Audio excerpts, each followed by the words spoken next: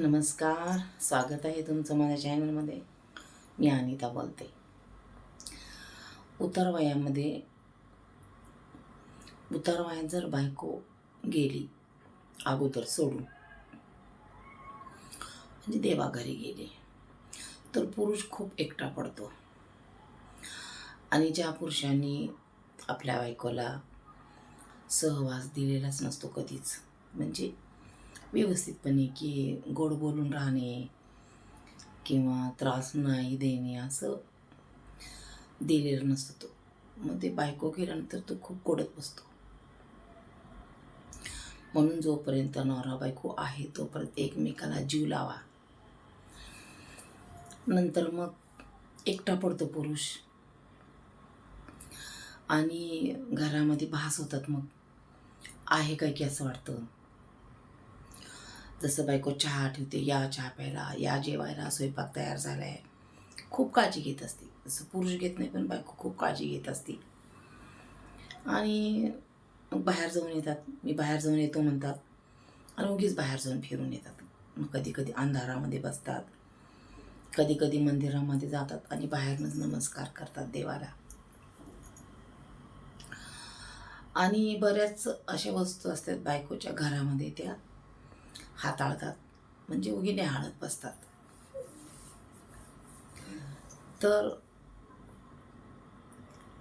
आपल्याला काय वाटते की ज्यावेळेस असतो माणूस त्यावेळेस आपण काळजी घेत नाही. घेतो का?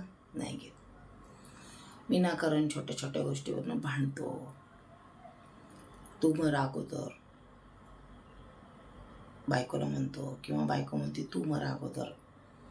दोघं एकमेकांना म्हणतात मर जाचा खप जाचा, काही काही बोलतो आपण भांडणामध्ये, रागाच्या तावामध्ये. तर ज्यावेळेस बायको जाती निघून त्यावेळेस पुरुषाला खूप एकटे पण वाटतं. कधी कधी एकदम शून्यामध्ये बसतात, एकटक लावून बघत. तर कधी कधी दिवसभर मौन राहतात, काहीच बोलत नाहीत कोणाशी. मित्रांशी पण गप्पा मारताना एकदम एकटे बसतात, हसत नसतात, जास्त बोलत नसतात कोणाशी. मग त्यांना वाटत असतं की आपण काय केलो, जेव्हा आपण होतो तेव्हा जपलो नाही किंवा नीट बोललो नाही, सहवास दिला नाही पण चांगला. अशा खूप आठवणी असतात आणि त्या आठवणी सतत, त्या आठवणीला आपण आठवून आठवून कुडत बसतो. हे असं झालं असतं तर, ते तसं झालं असतं तर, असं केलं असतं तर. ह्या गोष्टी आपल्याला पुढं आठवू नये, किंवा एकमेकाला जर जीव लावला तर, खूप प्रेम केलं, माया केला तर कमी आठवतो. पण ज्याने सुखच दिलं नसतं आयुष्यभर, भांडणं, सारखी भांडणं, सारखी किरकिर करणं, किंवा बायकोनी नवऱ्याला किरकिर करणं, प्रत्येक गोष्टीमध्ये समजून नाही घेणं.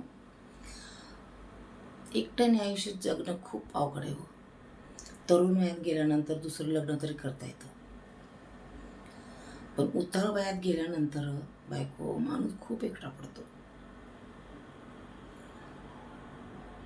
एकदम सुन्न होतं त्याची जिंदगी. म्हणजे असं वाटतं की आपण आयुष्यात काहीच केलं नाही, आपण नुसतंच भांडत राहिलो. हां, असं वाटतं खरंच. कारण बऱ्याच आहेत अशा मैत्रिणी पण आहेत की सांगतात. मैत्रिणीचं म्हणजे स्त्रीचं पण तसंच असतं. जेव्हा पुरुष असतो तेव्हा भांडतात, करतात, रुसतात, फुगतात, हेच पाहिजे तेच पाहिजे, अनेक गोष्टी असतात. छोट्या छोट्या गोष्टीवरून रुसून बसतात, भांडतात, काय काय निघून जातात बाहेर, माहेरी निघून जातात, न सांगता गावाला निघून जातात. असं असतं बरं का. स्त्रीला पण खूप आठवण येत असतात. पण स्त्रीचं कसं असतं, त्यांना थोडी अध्यात्माची ओढ असते.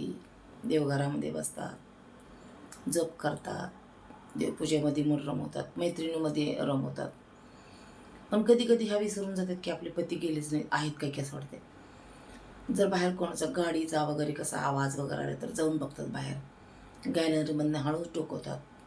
त्यांचे पाय आपोआप असे फिरले जातात. म्हणजे अरे बापरे, हे आले काय की भास होतं त्यांना.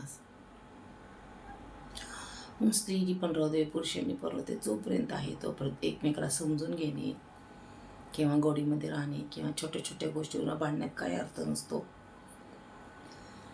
पण तसं नाही ना, मी श्रेष्ठ का तू श्रेष्ठ हेच चाललेलं आहे आजकालच्या स्त्रियांचं, पुरुषांचं. आता ही तर पिढी आहे जुनी, पण इथून जी पिढी नवीन आहे, छोटी मुलं आहेत, आपण नवऱ्याला समजून घ्यायचं किंवा बायकोला समजून घ्यायचं. हां, चूक असेल तर सांगून द्या चूक आहे, आणि स्त्रियांनी पण लगेच चूक मान्य करावी. हो, आपण कुठंतरी चुकतोय, आपण स्वतःला तर तसं समजायला पाहिजे. आपण दुसऱ्यांनी सांगायला नाही पाहिजे की ही तर तुझं चुकतंय, किंवा चुका दाखवून द्यायला नाही पाहिजे. स्वतःलाच कळायला पाहिजे की आपण कुठं चुकतोय, आपण कसं वागतोय. कितीही केलं तर ते मोठे आहेत आपल्यापेक्षा, आपल्याला चांगल्या गोष्टी सांगतात, आपण त्यांचं ऐकत नाही. ऐकतात का? नाही ऐकत. मग अक्षरशः कालांतराने काय होतं, हळूहळू जे घरातले लोक असतात मोठे, सांगायचं सोडून देतात, बोलायचं सोडून देतात, म्हणजे दूर होतात. ते असं मनच दुरावली जातात हळूहळू. म्हणजे नको वाटतं, देवा ह्याला काय उपयोग नाही ना, बोलण्यात सांगण्यात काय उपयोग नाही. जे माणूस किंमत देत नसते समोरच्या माणसाला किंवा ऐकत नसतो, आणि विचित्रपणा वागणे, अफाट खर्च करणे, ताळमेळ नसतो कशाचा, चुकीच्या गोष्टी वागणे किंवा चुकीच्या सोबतीला राहणे, खूप सगळं काही माहीत असतं, पण काही ना काय वाटतं की आम्ही काय करतो हे कुणाला माहीतच पडत नाही. अशा पण स्त्रिया आहेत. सगळ्या गोष्टी माहीत पडत असतात, पण ते स्वतःला कळायला पाहिजे की आपण कुठं चुकतोय, आपण असं वागलं पाहिजे का, आपण बरोबर तर वागत नाही ना, तर आपली कुठं चूक होती, चुकीचं वागताय तुम्ही. ह्या गोष्टी स्वतःला समजायला पाहिजे. नंतर खूप पश्चाताप होते. जे लोक आपल्याला म्हणजे घरातले मन लावतात, हे मनापासून बोलतात, सांगतात, गोडी गुलाबानी माया लावतात, तर त्या लोकांना तुम्ही किंमतच दिली नाही. जर तुमच्यापासून दूर असतील तर त्यांना रोज फोन करणे, विचारणे, काय चालले काय नाही, जेवण झालं का, तुमची तब्येत कशी आहे, काही नाही पडलेलं असतं त्यांना. म्हणजे मी पण अहमपणा आजकालच्या जास्त स्त्रियांमध्ये, म्हणजे तरुण मुलं असतात त्यांच्यामध्ये वाढलेलं आहे. स्त्रियांमध्ये तर खूप वाढलेलं आहे, मी पण खूप वाढलेला आहे. मोठ्या लोकांनी किती समजून घ्यायचं असते. मग नंतर अबोल धरतो तो माणूस, आणि हळूहळू मग ते विसरून जातो आपण की काय सांगण्यात अर्थ नाही. ज्याच्याकडे आपण जास्त लक्ष ठेवत असतो, माया करत असतो, प्रेम करत असतो, ते लोक हळूहळू विसरून जातो आपण त्यांना, असं होतं. मग अशा घरातल्या लोकांनी जर आपलं ऐकलं नाही किंवा किंमत दिली नाही, मान सन्मान ठेवला नाही, तर हळूहळू ते दुसऱ्या लोकांकडे वळतं. ते जेणेकरून जे लोक मान सन्मान देतात, काळजी घेतात, त्यांच्याकडे आपोआप ते मन वळतं, आणि पूर्णपणे अशा लोकांकडे दुर्लक्ष करतो आपण की जे माणूस आपल्याला किंमत देत नाही किंवा फोन करून कधी विचारत नाही, तर का अशा लोकांशी आपण बोलायचं, उगीच वेळ घालवायचा आपला. बराच काही आपल्याकडे असतं साधन, आणि आपण त्याचा वापर करत नाही, है ना. आता मोबाईल आहे, घरामध्ये एखादा नवीन पदार्थ बनवू शकतो आपण, काहीतरी नवीन काहीतरी शिकू शकतो, घरातले आवरावरे असते, पसारा असतो, कपडे इकडे तिकडं व्यस्त म्हणजे विस्कटलेले असतात कपाटामध्ये, ते आवरून ठेवायला वेळ, भरपूर कामं असतात आपल्या घरात, त्याच्यामध्ये आपण हळूहळू व्यस्त राहायला चालू करतो. बरोबर आहे ना. मग घरातले सासू सासरे राहू दे किंवा नवरा राहू दे, एक जावा राहू द्या, नंदा राहू द्या, सगळ्यांशी प्रेमाने बोलायला हरकत नाही. तुम्ही बोलायला पाहिजे, सगळ्यांना फोन करायला पाहिजे, तर माया वाढत असते. असं नसतं ना, हे ना. मग ती स्त्रीसुद्धा काय करते, मग हळूहळू उतारवयात जर नवरा गेलं तर मन रमवायला चालते. पण आजकाल काय झालं आहे, उतारवयात जर गेले तर ते नवीन सोबत म्हणजे जीवनसाथी शोधायला लागलेत. आता हे प्रकार पण खूप वाढलेत. 50च्या पुढं राहू दे, 60च्या पुढं राहू द्या, जर जीवनसाथी गेला, मुलं बाहेर देशाला असते, तर एकटं राहण्यापेक्षा चला एखादा जीवनसाथी बघूया आपल्यासारखाच, राहतात सोबत. किंवा काही जण काय करतात, सगळा पैसा अडका वृद्धाश्रममध्ये देतात आणि मस्त जीवन वृद्धाश्रममध्ये जगतात. कारण तिथं पण भरपूर मित्र-मैत्रिणी जमा असतात, वेगळ्या गेम खेळतात, स्वयंपाक करावा लागत नाही, काय नाही, आपण पाहिजे ते म्हणलं ते खायला देते. आपण जे काय आपल्याकडं संपत्ती प्रॉपर्टी ते सगळं वृद्धाश्रमाला दान करून निवांत राहू शकता तुम्ही. हे आजकालच्या नवीन पिढीनं काय वाटतं की आमच्याशिवाय यांचं सतनगत, आम्ही आहे तर बघ सगळं आहे. असं नसतं. सगळ्या आता सोयी निघाल्या आहेत, निघाले आहेत सोयी, भरपूर सोयी निघाल्यात आता. आणि ज्यांना माहीत नसेल त्यांना पण सांगते की अजिबात टेन्शन घ्यायचं नाही, निवांत राहायचं. आपल्याकडे तेवढा धनसंचय आहे तो थोडं जपून ठेवायचा. कारण प्रत्येकजण आपण मुलांचा विचार करतो. हो बाबा चला काय करायचं ठेवून देऊन टाका, मुलांना वाटून टाका. असं काही करू नका, नंतर खूप पश्चाताप घडतो. मुलांना धनसंपत्ती देण्यापेक्षा तीच धनसंपत्ती जपून ठेवा आणि तीच परत तुम्हाला उपयोगाला येते. कारण मुलांच्या आणि सुनांच्या कधीही अपेक्षा संपत नाहीत. एकतर ते मुलं आईवडिलांना मापत नसतात, म्हणजे विचारत पण नसतात, काळजी करत नसतात, त्यांना सांभाळायला नको म्हणतात. फक्त त्यांच्याकडचा पैसा पाहिजेत.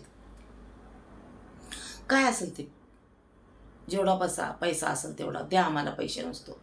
परत अजून असतंच, अधूनमधून चालूच असतं, इतके द्या तितके द्या, पैसे द्या, हे द्या ते द्या. तुम्ही तर आईवडिलांना कधी विचारता का काय हवं आहे तुम्हाला, काय नको आहे, कशा आहेत तुम्ही, तब्येत कशी आहे, आईवडिलांपासून लांब राहता, असं वाटत नाही की आपण पण काळजी घेतली पाहिजे त्यांची.